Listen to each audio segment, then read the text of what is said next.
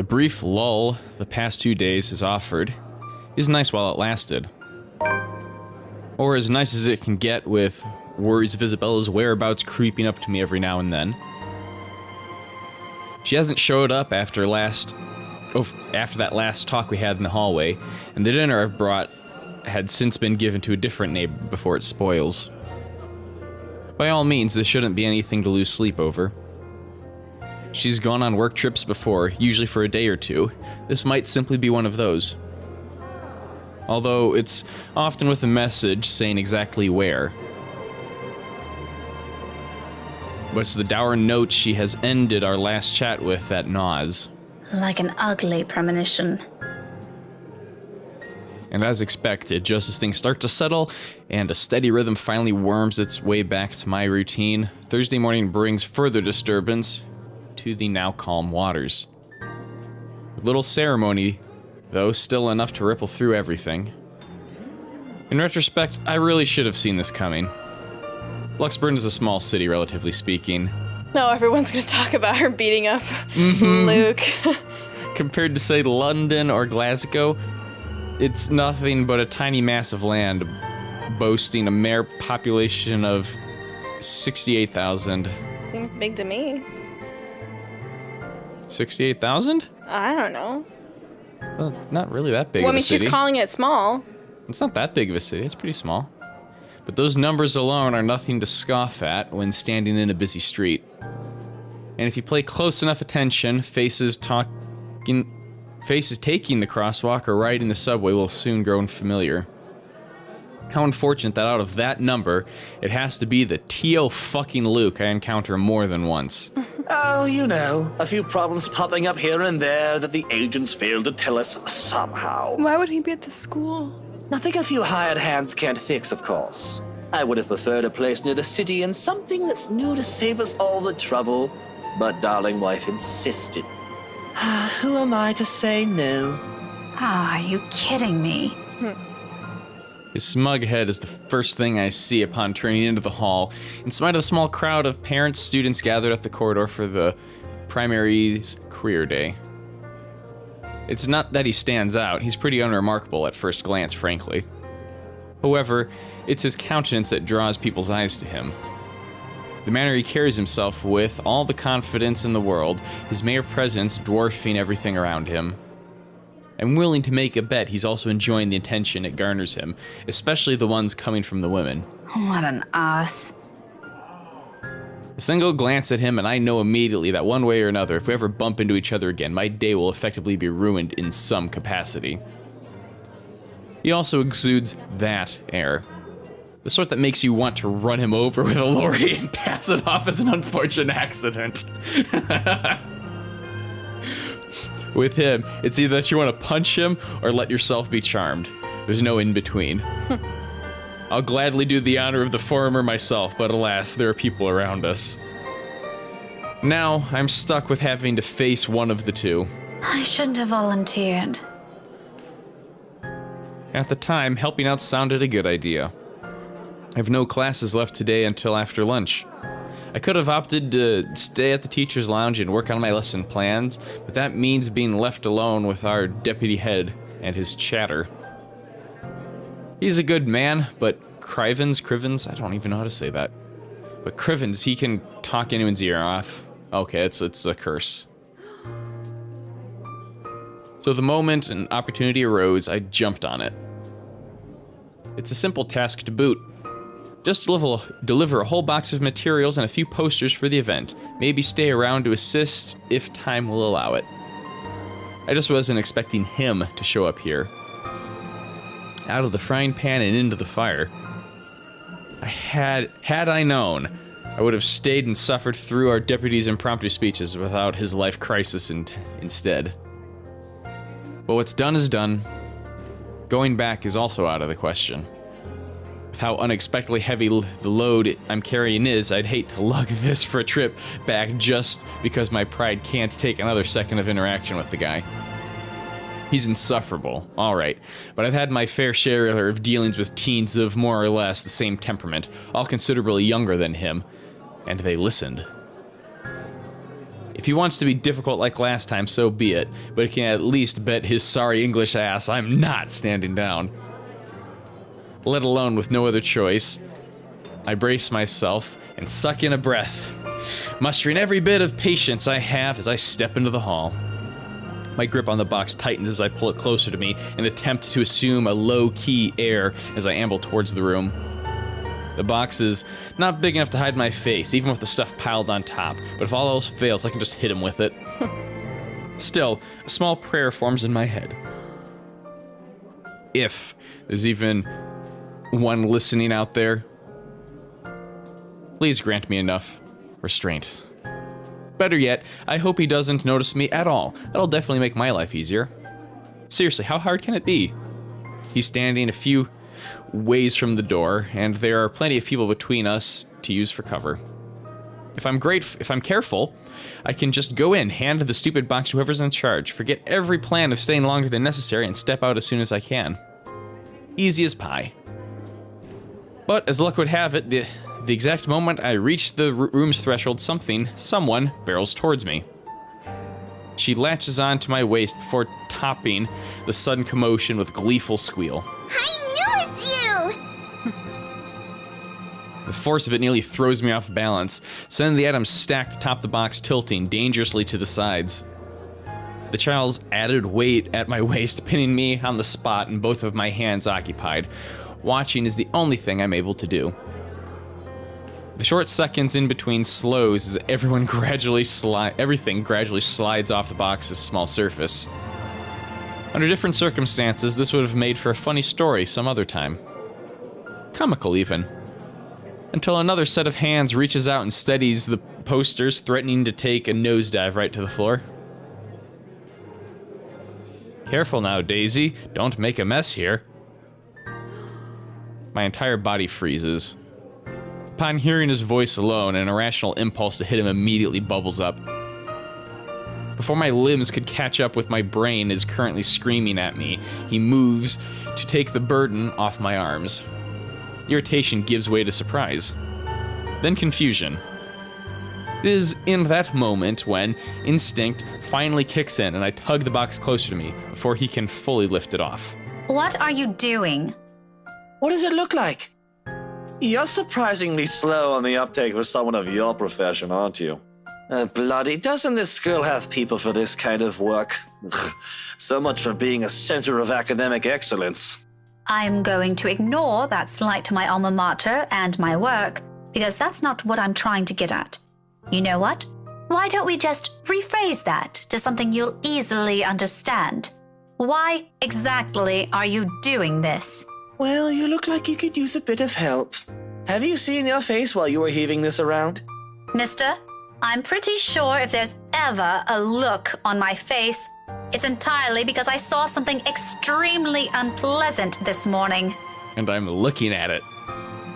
Aren't you a ball of sunshine today, Daisy? Having a bad day, aren't we? Oh, you have no idea. I'd put it away if I were you. You might scare the children.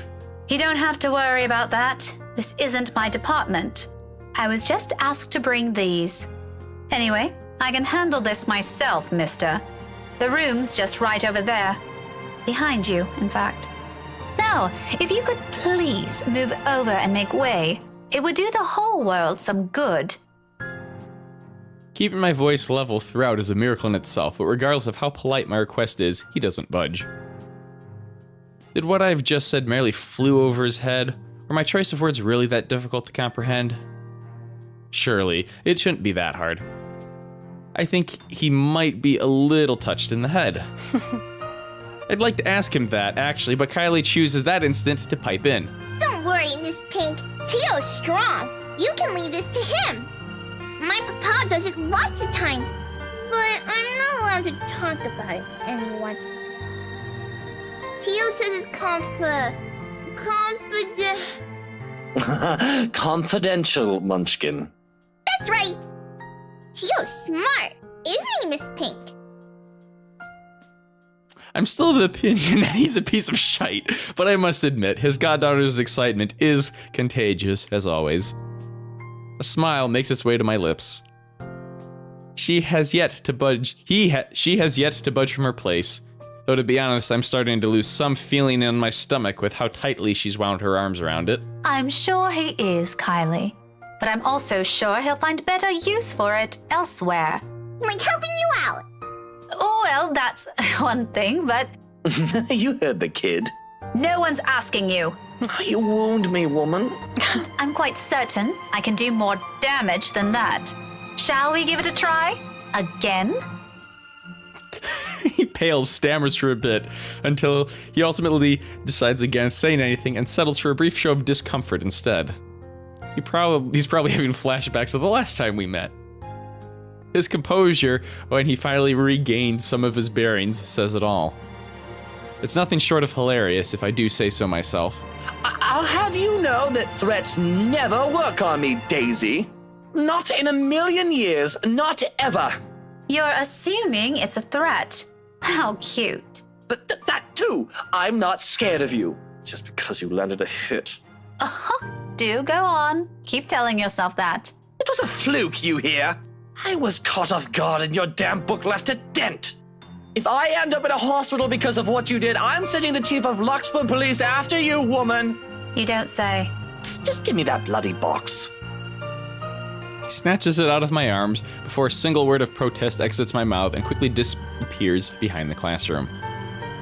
Not that it matters who brings it in now, my prior irritation has already melted into amusement. He's not so bad once you figure out how his temperament works. It's almost similar to a child. Though, I still have to ask. Kylie, did your Tio eat something bad before coming here? He's unusually nice today.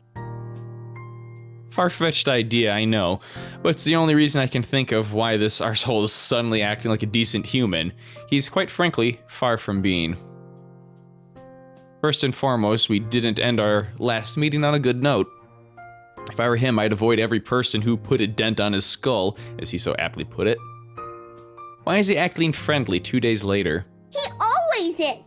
But I made him promise to be extra nice to you since you helped me so much. I think you're gonna be great friends. I quickly stop on the urge to groan loudly or gag at that.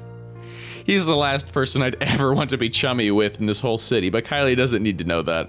Are you sure it's not something he ate during breakfast? I gave him some jelly babies this morning. Really brought me lots of them. Mama said I should share, so I offered half of it to Tio when he picked me up. He likes the black ones. Oh, that's probably why he's weird. Jelly baby overdose. He could have done everyone a favor and choked on them while he's at it. Do you want some? I've got more. I couldn't find Melody or Takanko this morning, but I'm sure they'll be fine sharing some of it with you. No, I'm not really very fond of them. I was just asking. Oh, where's your mum, by the way? Out of town with Papa. An unexpected pang hits me at her words. The statement, though innocent enough, unearths a whole trunk of memories from childhood. So eerily familiar.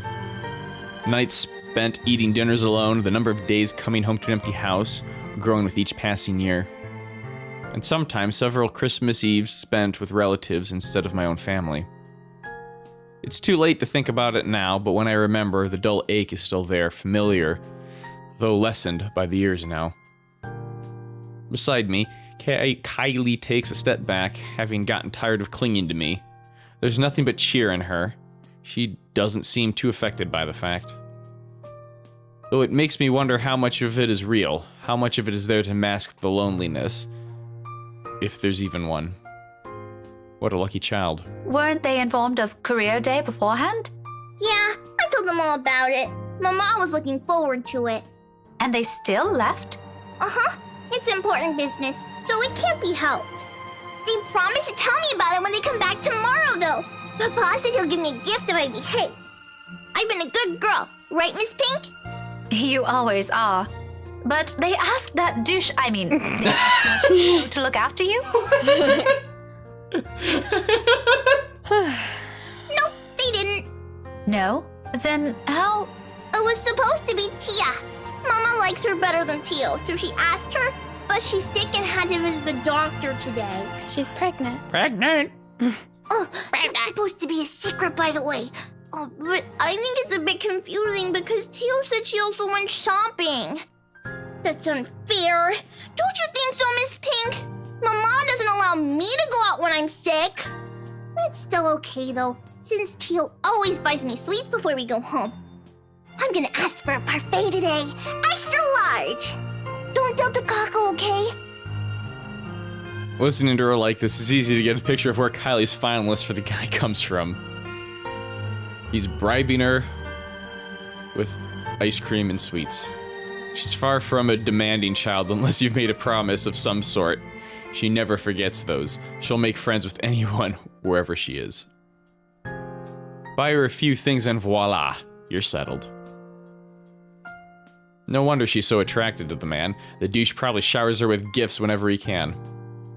I can't say if the sentiment is the same for the latter, however. He doesn't seem the type and probably just does it for the sake of getting some peace and quiet whenever he's with the girl.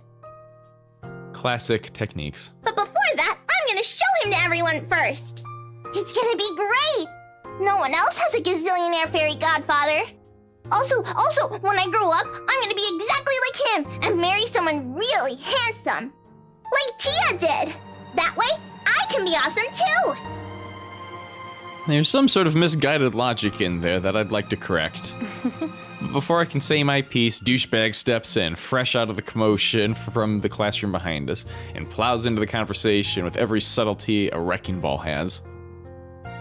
No shite given, despite no one asking for his opinion. Munchkin, sweetie, trust me.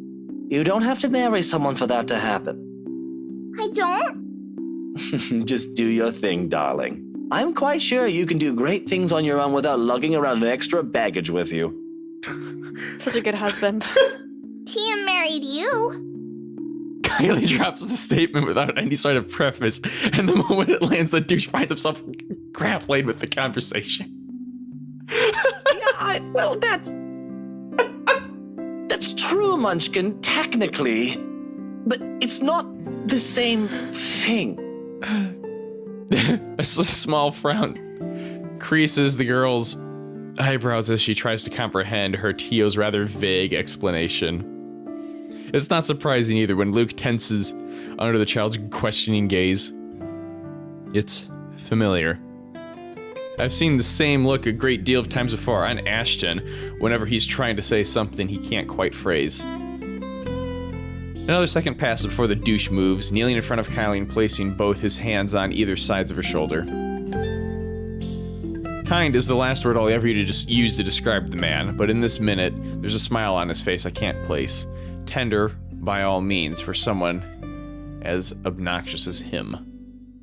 It's a curious thing to see, if not a bit odd. Listen here, sweetie. Tia was already a great person before she met me. She is? But I don't see her doing anything. She's always at home. Not always, Munchkin.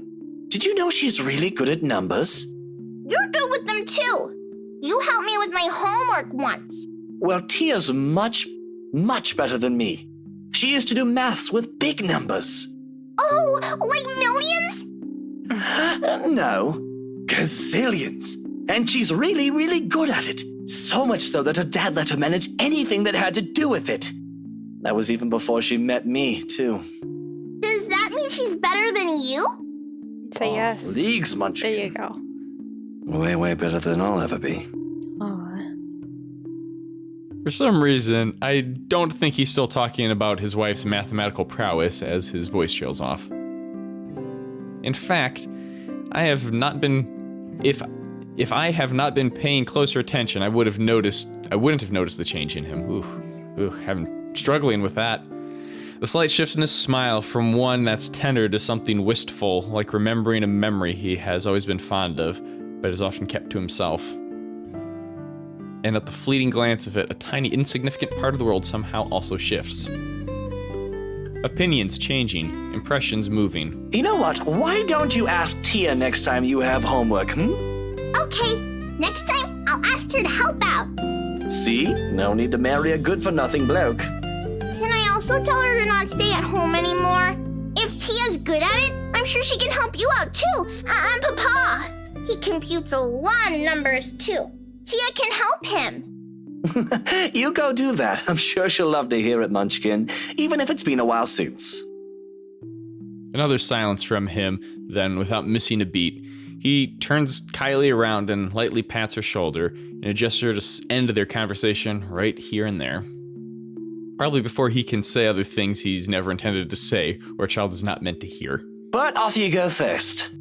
I think I saw your friend run off to the other classroom. The one with the pigtails? Go say hi to her. You still have those jelly babies to give her, yes? All right. But wait for me, okay? I've got loads more to show you. They put up my drawing on the bulletin the other day. I'm gonna take you there later. I'll be back. She soon disappears behind the small crowd, none the wiser to the sudden change in mood around her. Luke straightens as soon as she's gone. The expression on his face grows less kind now that there's no one to reassure. Despite that, a chuckle still escapes me. His head quickly snaps at me, an accusing glare clear in his eyes. Although it's less threatening now considering what I've witnessed earlier.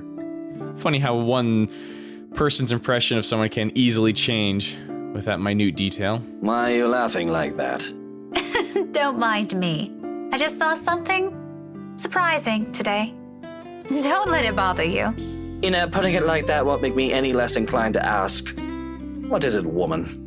If this is another one of your threats, I've already told you it isn't going to work on me. That good teacher act isn't going to fool anyone. What makes you think it has to do with you? I could have just remembered something funny. Not everything in this world revolves around you, mister. I am not daft, Daisy. It's on your face for all the world to see. Now, say it so we can be done with this stupid talk. I let out another laugh. More to delay than to express any sort of amusement over the matter. In truth, I don't know where to start. One wrong move, one wrong word, I might offend the man. He's childish enough for that, even if what I'm about to say are just mere honest observations. I'm not sure what she's referring to with the second one. What question did he ask then? He didn't.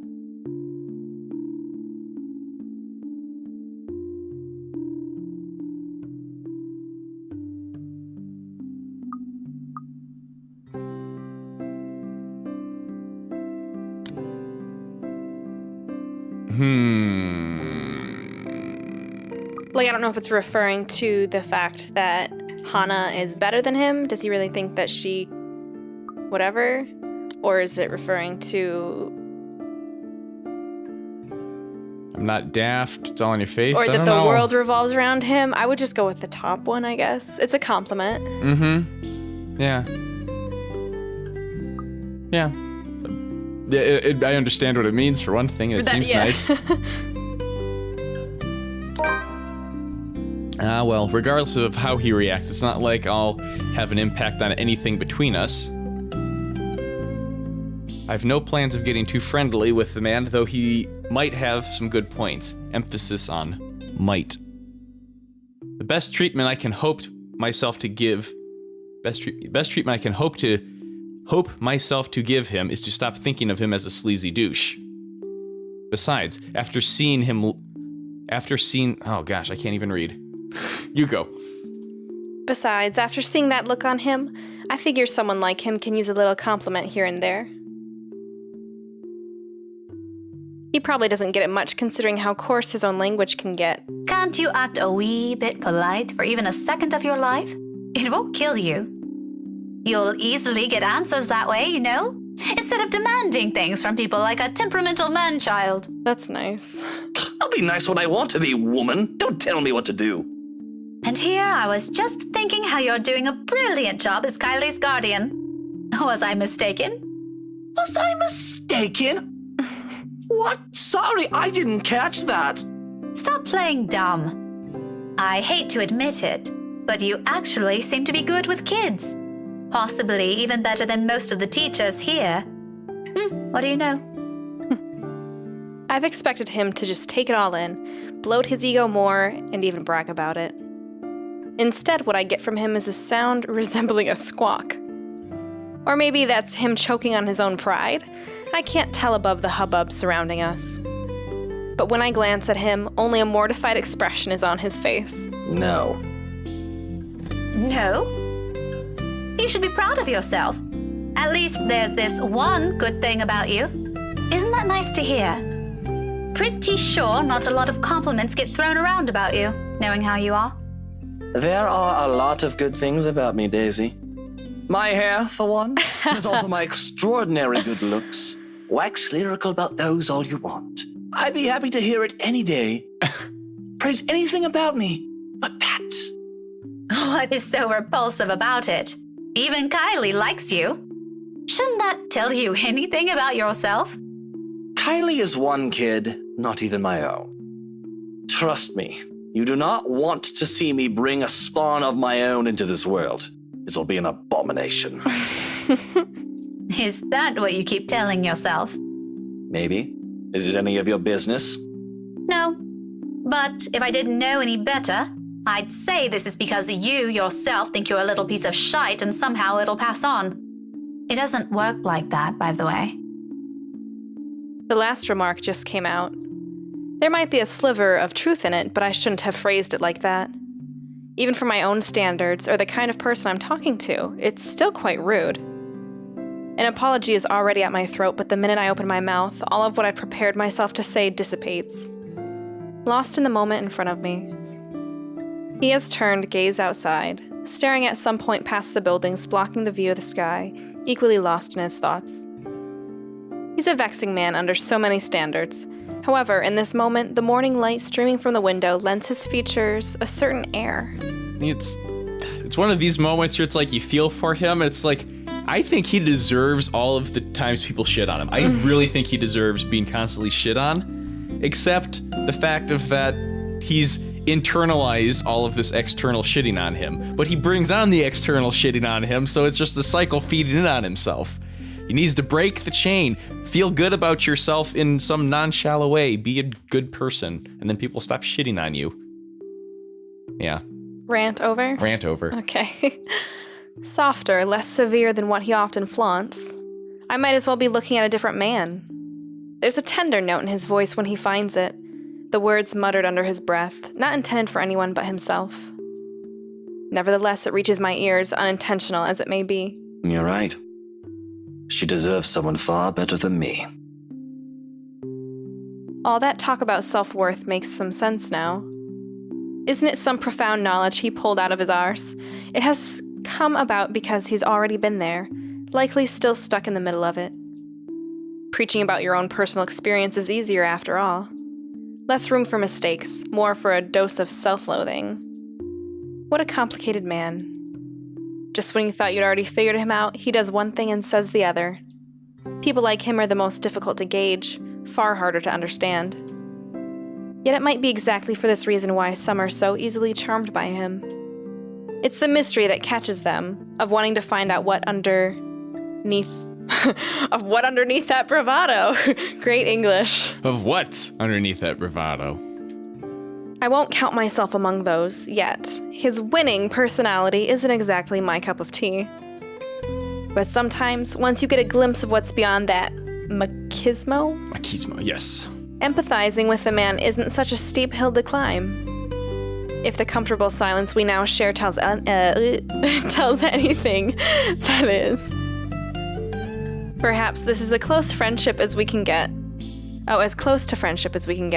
Several insults flung around with a few shared silences in between, and that's not exactly a bad thing. He's not exactly a bad guy either, despite the awkward start we've had. Maybe it's for this reason that I can't resist throwing a little comment to lift his mood before leaving him. You know, Luke, you're not such a bad person. Is that supposed to make me feel better? I'm touched, Daisy. Stop being a dick, she's trying to be nice. Take it how you will, but a little attitude change would help. A lot. Oh, bollocks. Right, of course. Let me know when you're done with your lecture, ma'am. And you can probably start by not leaving your wife out while you're having some quality time with your goddaughter. Who knows? Maybe that'll help change how the child sees her. Where did you even get the idea I'm leaving my wife out? Have you ever even met? No, but I did see her with you two last time. His indifferent expression quickly dissolves into a confused scowl while I meet it with matching perplexity. It has only been 2 days. Surely his memory isn't that bad. What? When was this? At the cafe, after you left. She was sitting right beside you. Kylie was at the back and you were driving. Daisy, are you sure you haven't accidentally hit yourself with your own book? Because that damn thing's quite big, and I'm really getting worried about you. It has only been a few days, and concussions can be dangerous. I suggest you have that checked. Well, you asked. I just answered.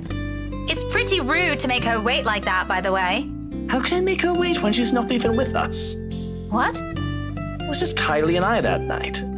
Now you're just pulling my leg. Luke exhales, long and drawn out, his impatience rapidly changing the companionable air around us. In fact, in the face of it, I tense. I've accidentally stepped into another minefield. Any chat I've had with him so far has been like this. Why this still surprises me escapes me, but above my worries of offending the man is my own bewilderment. I remember well enough what I saw that night, yet he says something completely different. Wifey was out with Kylie's mummy that night. She wasn't with us. How do you think I ended up on babysitting duty? But in the front seat. And Kylie's... Miss Pink! Kylie's sobs reach my ears first, and then her familiar weight returns around my waist again. Hot tears seeping through my blouse as she buries her face in it, her arms winding tightly around me. Luke and I briefly exchange worried glances, his own lips shut tight with concern. Her cries are soft enough not to attract much attention. Most of the visitors have been ushered inside the rooms by now anyway. Those that still linger, though, watches our little group with great interest and concern. If I don't get a better handle of the situation, I have a feeling Luke will start yelling at everyone soon. Kneeling, I gently pull the girl away from me, cupping her face and wiping away tears, creating little trails on her cheeks. Her mouth is drawn in a miserable pout when she peers up at me. All right, Kylie. Calm down. What happened? It's my friend! That's a little too vague, Munchkin. Let her speak, Luke. Who is it, Kylie? Melody? Or was it the other one? The one without a name. Yeah. Takako. Did the two of you fight? She nods, then immediately clams up after, letting her sobs communicate the story instead, or as much as her shaking shoulders can tell me. Right behind me, Luke gives a nervous huff while he shifts on his feet. He must not be used to handling children crying. What a wuss. Sweetie, I won't be able to help you if you don't tell me what happened. Seconds pass before she responds again. The tears are already gone when she finally musters the strength to talk, her cries subsiding to mere sniffles. I wanted to give her the rest of the jelly babies, but she won't come out. Where? Where is she? In the little girl's room. Is she still there? Another nod. She won't say what's wrong. I kept asking her, but she told me to go away. Career Day's going to start soon. I saw the prizes Miss Alice will give us if we're good. She's gonna miss it. Is that what you told her? Yeah, she won't listen. She won't even take the jelly babies. After I saved it for her, too. Tia Luke wanted to eat the red ones, but I told him it's not for him. Miss Pink, can you talk to her? Tell her to come out, and I'm really upset with her. Just a little childish argument then. Times like this, I'm glad I teach teenagers mature enough for petty squabbles. I do love being around children and won't mind having one or two of my own in the future, but it takes a whole different level of patience to teach several of them. I honestly admire my colleagues who willingly took the challenge. Normally I'll leave this for their homeroom teachers to fix, but I can't just ignore the imploring look she shoots me. That's another weakness I'll have to steel myself again before I ever think of having one of my own. For now, I give in to it. Okay, tell me where she is, sweetie. Sighing, I stand up and gesture for her to lead the way. Luke trails quietly behind us. Even with the small distance in between, his apprehension is palpable, Understandably so. No one wants to be caught up in the middle of a children's spat. But in the end, this is all just a part of my job. I can't just shy away from it, can I?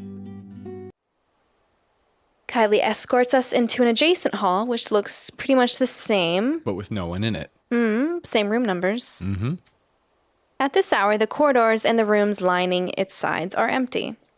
Save for the gentle rustling of leaves, the twittering of birds outside, and the tapping of our foot against the door, the whole area stays eerily quiet.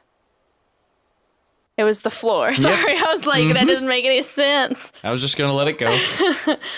Not unusual, though. This is the part of the building reserved for club activities at the end of the school day, and with the rest of the school busy with another event, it's only natural for it to be this deserted. Come afternoon, right after class, it'll once again be filled with people.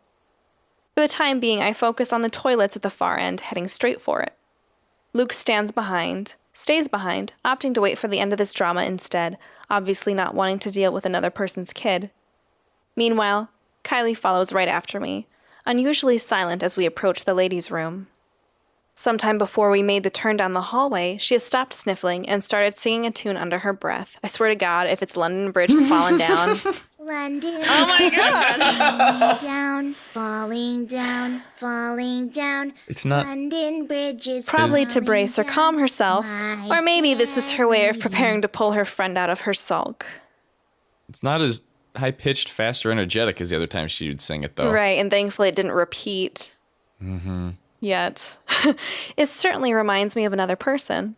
I make no remarks on it, however.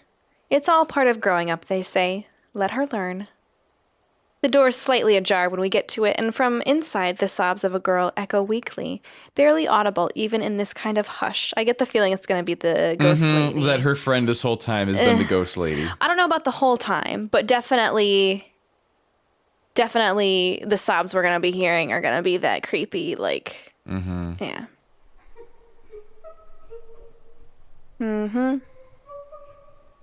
Turns out Kylie's not the only one upset about this. Despite the situation, a smile forms in my lips as I call out to her friend. Hello? Hello there? You're Kylie's friend, aren't you? Melody, is it? She's looking for you. Kakako. Children can be so amusing sometimes. Granted, they can be exasperating, especially around this age, but the endearing things about them outweigh those. All you need is enough level of patience. Career day's about to start, too. You'll have to come out, or you're going to be really late for it. Miss Alice won't be happy if one of her kids isn't there. I heard she brought little gifts for everyone who'll behave. Don't you want to receive one? However, her cries show no sign of abating. They only grow louder. Not close to a wail. Alarming, regardless. Are you okay? From where I'm standing, it sounds almost like she's in some kind of pain. And it's not impossible. They do that at times, hiding what ails them for fear of a reprimand. If it's like that, coaxing her out might be useless. It also makes sense why she chose the loo furthest from their classroom. Wasting no time, I gesture for Kylie to wait and amble towards the door, calmly so I don't alarm her. At the same time, a distinct sense of déjà vu hits me. I've been in this position before, behind a door with someone crying on the other side, my calls ignored as their cries grow into a wail. Just this past week, actually. Even so, being in the same situation before doesn't bring any comfort. I'm putting up for the child beside me, is the thick undercut of worry trickling into my stomach. I take one last breath, then I nudge the door open. It all happens in the span of a second. Oh God. I don't make it past 2 steps into the room. I'm so tense. Her cries abruptly stop. Light footsteps shuffle behind me, coming to a halt at the door. My heart skips a beat. And when I turn, Kylie? Miss Pink? Miss Pink? Why didn't you help her? we're trying to. My whole body becomes motionless at the sight of her, words catching in my throat and heart pounding rapidly against my chest. This is Kylie, I'm sure of it. Yet nothing in the manner she speaks or the way she tilts her head in question carries the youthful, innocent vibe she always brings with her. As if I'm merely looking at a dead, hollow imitation of the child. Can't you hear her? She's asking for your help. I feel like it's empty. There's probably no one in there. But it is not those that trigger a memory. It's those chilling eyes. Calling. Beckoning. Why won't you listen to her? All at once the memory returns to me. A tide that has receded and now returns to shore with an overwhelming force, carrying images of a single moment from days ago. Of a world passing by in a blur, and of features I can barely discern under the little light there was. Not even a week has passed. In this minute, while I keep my eyes trained on the child before me, they return with such unbreakable clarity. There are no horrid wounds this time, no blood streaming down a pale face, thank heavens. Just lips contorted into a small, twisted smile. They brim with venom I've never expected to see in a child, sending tiny pinpricks of dread crawling up my limbs and winding up my neck. You're a bad person. People like you. Oh my god, why would you say that? What? The child! People like you deserve to die. That's what she's telling Rebecca. No, I understood that. I'm saying what? I can't breathe. Those whispers and laughters again. Judging. Mocking. Taunting. Each scathing word ringing sharp and true against my ears. My throat closes in. My whole body tenses. A chill settles at the tips of my fingers, every digit gone rigid from the cold. With every single draw of breath, any struggle for air or freedom, the coils wrapped around my body tightened, dragging me down. A gradual, torturous descent into another bottomless abyss. On, and on, and on, until I lose touch with myself and the world. Help me. That sounds familiar. Until darkness claims me and, unexpectedly, a note. In the distance, harsh and piercing, cutting through the thick stupor and shattering the haze without warning. Are you ladies done with your business here? I don't have all morning to wait for you two. My eyes snap open and the world shifts into place with a ragged gasp. When I glance up, a different set of eyes greet me. Are you okay, Miss Pink? No anger. No vile hatred in them. Just plain, sincere concern. Bit by bit, I become aware of my surroundings and myself as warmth steadily slips back to me. I've reached out for the nearby counter to steady myself at some point, and my knuckles have gone white from how rigid my grip on it is. It's over now, yet the tension hasn't left my body. My heart still hammers hard against my chest in an erratic rhythm, and my breathing still comes in short, shallow bursts. Before me, Kylie fumbles with her hands, utterly unsure of what to do to an adult in what's probably a laughable state. Did you get sick? I'll call Tio, okay? Stay here and don't move. No. No need. Just leave me alone. Tio will know how to fix you. Oh, wait, okay? I wish I can speak reassurances to her, but I can't shake it off. The dread is there, twisting at my insides in anticipation. Of what? I'm no longer sure. Pushing myself up off the counter, I break off into a run.